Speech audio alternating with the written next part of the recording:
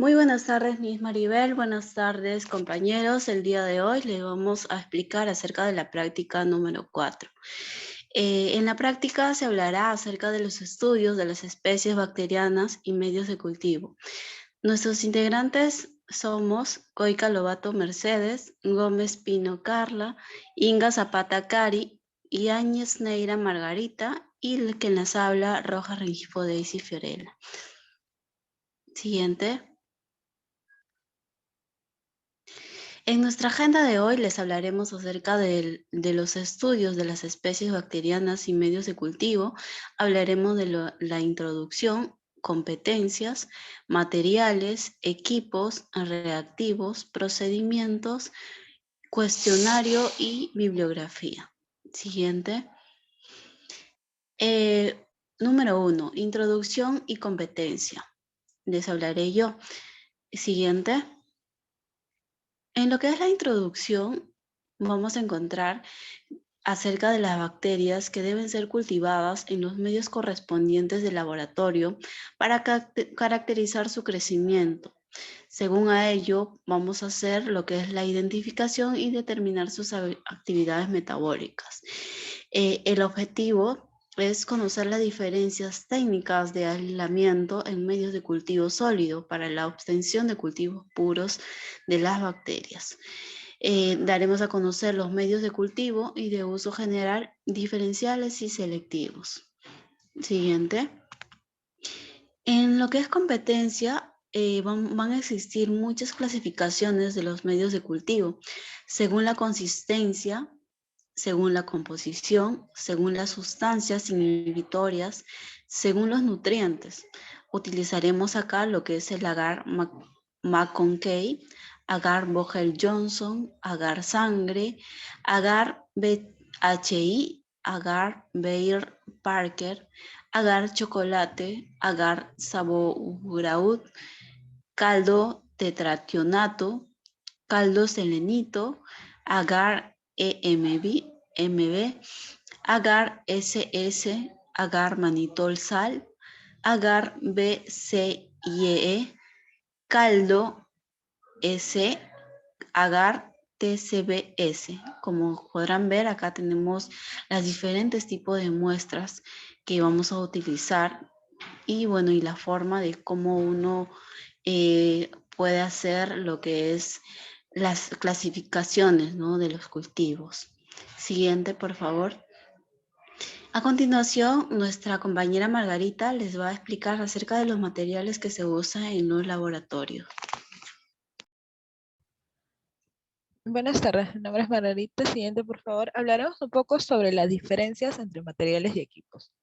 Los materiales son un grupo de objetos o instrumentos o herramientas que se utilizan dentro del laboratorio. Entre ellos podemos tener lo que sería la probeta, la pipeta, el tubo de ensayo, entre otros, ¿no? Los equipos son artefactos eléctricos o manuales que se utilizan para medir variables como concentraciones y masas. También se aplican en caso de las energías como los calentadores y los hornos. Y también se usan para facilitar la realización de ensayos. Entre ellos podemos tener las bombas de presión del vacío. Y, por ejemplo, también podríamos tener el microscopio. Siguiente, por favor. Los alumnos, en base a los indumentarios del laboratorio, vemos que los alumnos deberán ingresar dentro del laboratorio con guardapolvo, el cabello recogido, con un moño alto, como vemos en la imagen, con zapatos cerrados y sin objetos colgantes como pulseras o aretes largos o anillos. Ellos deberán dejarlos antes de ingresar al laboratorio. Los ensayos se realizarán con mascarilla, gorro cobertor, guantes descartables y lentes de protección, tal cual como lo vemos en la imagen. Siguiente, por favor. Para los materiales vamos a usar el mango de sierra.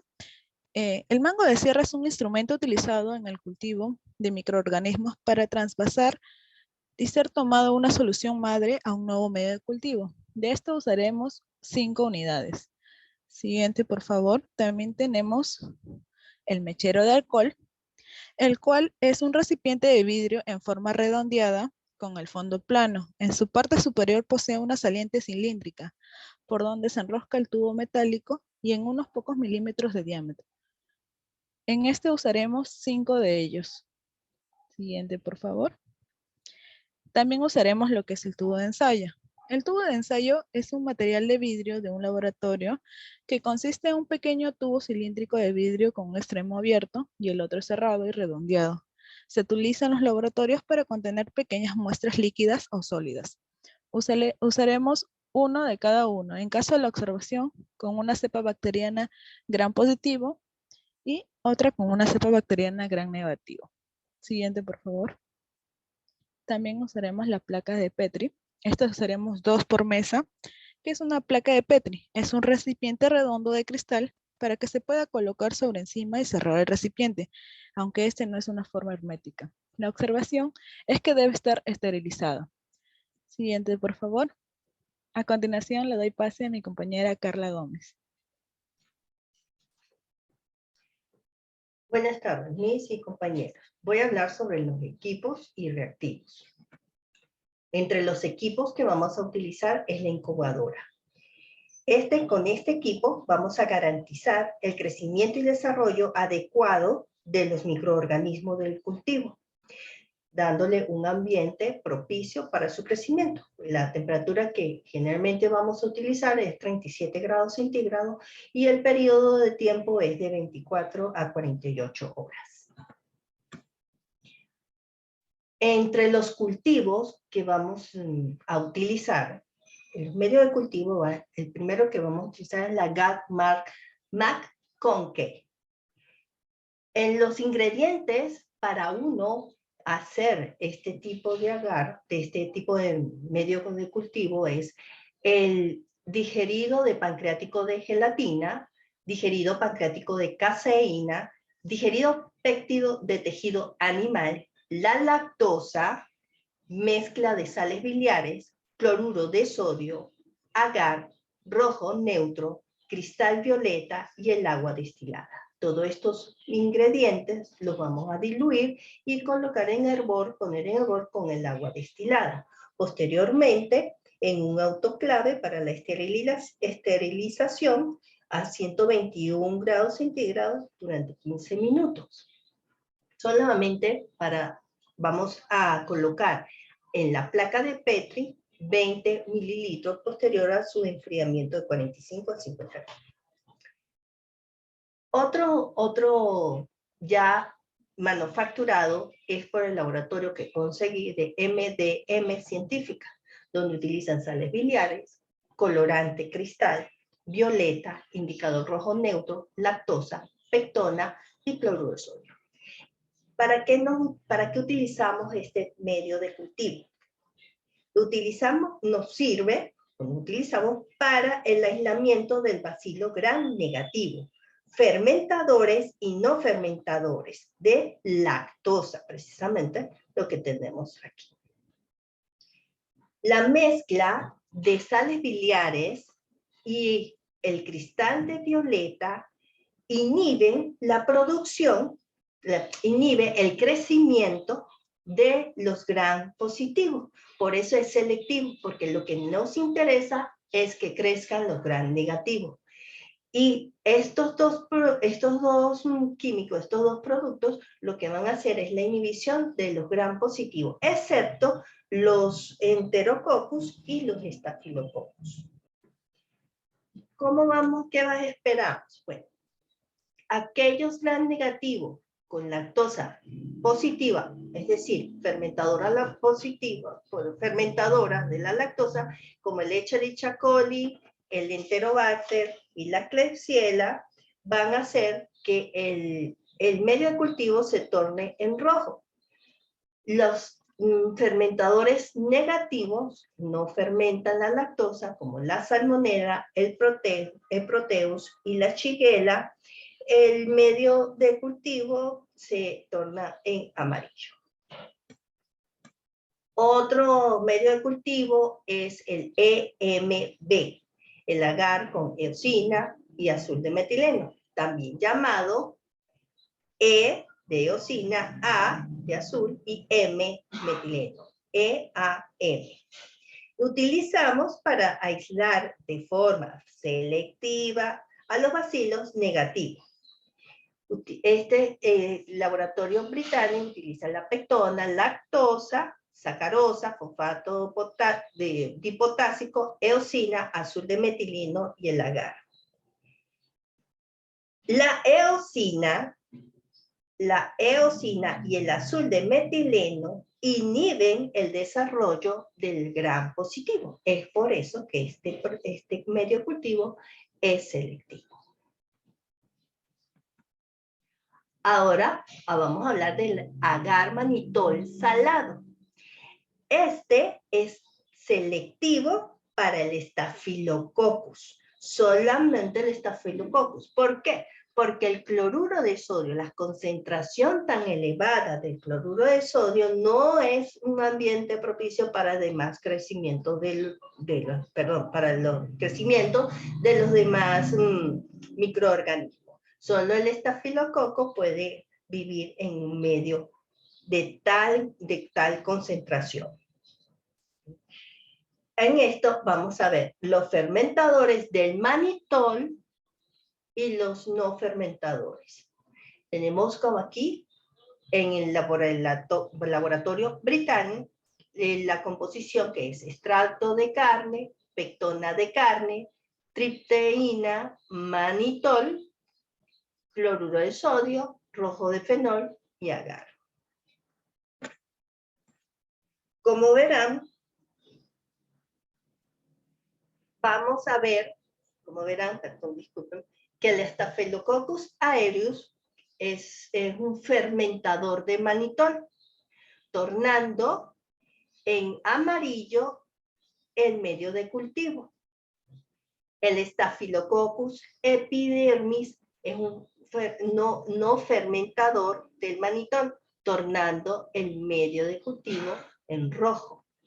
El Staphylococcus saprophytus es un fermentador del manitol.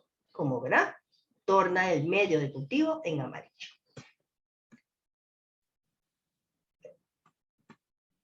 Aquí vamos a hablar ya después que hacemos todos los procedimientos del laboratorio, tenemos que hacer nuestra limpieza. Y lo vamos a hacer con el amonio cuaternario, que es una sustancia desinfectante. Él actúa desorganizando la disposición normal de la membrana celular de los microorganismos, las membranas y la cápsula, la envoltura del microorganismo, uniéndose en forma irreversible a los lípidos y proteínas de las membranas. Además, inactiva las enzimas y desnaturaliza algunas proteínas esenciales para el desarrollo de estos agentes microbianos. A continuación, la compañera Kari Inga va a hablar sobre los procedimientos.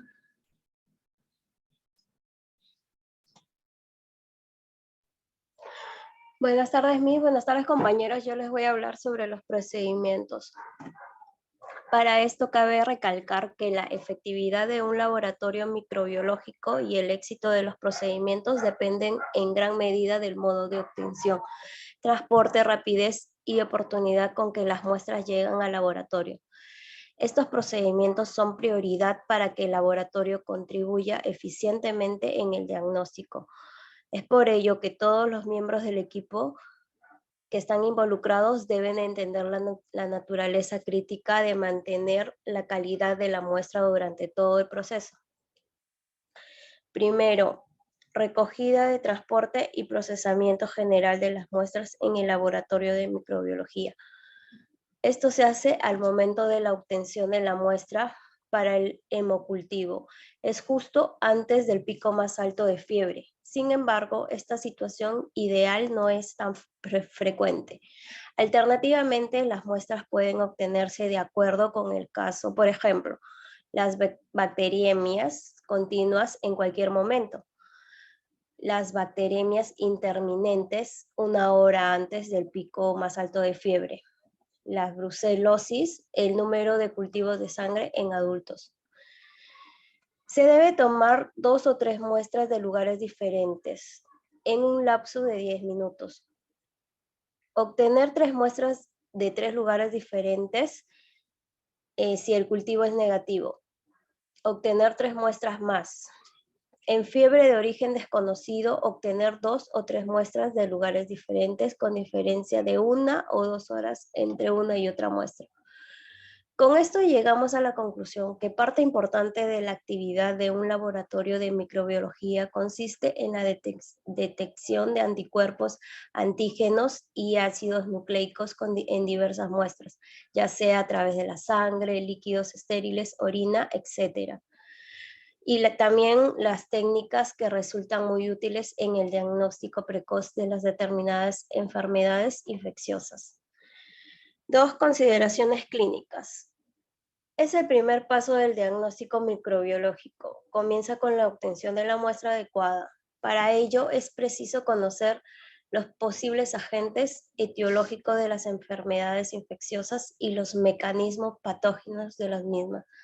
La muestra debe ser representativa del proceso infeccioso que se pretende diagnosticar, teniendo siempre en cuenta que en determinadas infecciones las muestras no relacionadas directamente con la focalidad clínica pueden tener también un buen rendimiento microbiológico. El síndrome clínico y los posibles agentes etiológicos implicados condicionan no solo el tipo de muestra a enviar, sino también su procedimiento de obtención y el transporte del laboratorio. Siguiente, por favor. 3. Recogida y transporte de las muestras. Toda la información diagnóstica que puede generar el laboratorio de microbiología depende en gran medida de la muestra enviada. Esta no solo tiene que ser la adecuada, sino que además debe cumplir unos requisitos que aseguren la calidad de nuestro trabajo. La calidad de las muestras enviadas depende del cumplimiento de una serie de medidas referentes a procedimientos de obtención, la cantidad enviada, el transporte rápido y el adecuado uso del laboratorio, ya que todas las normas y recomendaciones sobre estos aspectos se encuentran detalladas en el documento técnico. Dicho documento será elaborado por el responsable del laboratorio. 4. Toma de muestras. La explicación detallada de la toma de cada muestra para el diagnóstico microbiológico se puede encontrar en cada procedimiento concreto. En esto se detallará la preparación previa del paciente, la muestra de elección, las alternativas aceptables, su cantidad, los recipientes adecuados y la conservación de la muestra, así como la estabilidad. Siguiente, por favor. Bueno, como 5 tenemos la recepción y procesamiento de las muestras en el laboratorio de microbiología. Una vez que la muestra se recibe en el laboratorio, el manejo de la misma incluye, como ya lo dijimos antes, la recepción de la muestra, que consiste básicamente en determinar si la muestra cumple o no con los requisitos y sobre todo la calidad necesarias para ser procesadas. Estos requisitos incluyen la correcta identificación de la muestra, la valoración sobre si existe una cantidad adecuada para el estudio solicitado y la comprobación de las condiciones adecuadas. El transporte, la rapidez del transporte, la conservación. Y también cabe recalcar que cada laboratorio debe elaborar y distribuir los criterios de aceptación y rechazo de las muestras a través de un documento científico. Siguiente. Bueno, compañeros, eso sería todo. Ahora doy el paso con mi compañera Mercedes. Gracias. Buenas tardes, profesora. Buenas tardes, compañeros. Hoy les hablaré sobre el cuestionario. ¿Qué otros medios de cultivo selectivo existen? Existe una gran variedad de medios selectivos entre sólidos y líquidos. Algunos van destinados al aislamiento de bacterias gram positivas, como por ejemplo Staphylococcus, coagulasa positivos, Lactobacillus, bifidobacterias, etc. También está el agar-CLEP, agar-NASA, agar-cetrimide, agar-SS, agar-sulfito, agar-TCBS. Siguiente, por favor.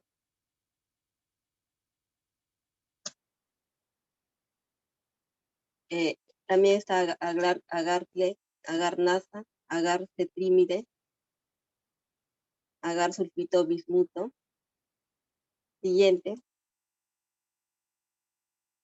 Indica una relación indicando como mínimo una especie bacteriana patógena para cada medio. Microorganismos, características de las colonias, inoculación por el método de inundación de la superficie, inoculación por el método de estriado de placas, fluorescencia a 365 nm. Están la Klebsiella sp, colonias violetas, mucoides, con o sin fluorescencia amarilla verdosa, Enterobacter sp, colonias rojas con centro verdoso y fluorescencia amarilla, Citrobacter sp, diferentes tonalidades de violeta, Escherichia coli, colonias violetas o azul verdosas, en su mayoría con fluorescencia azul.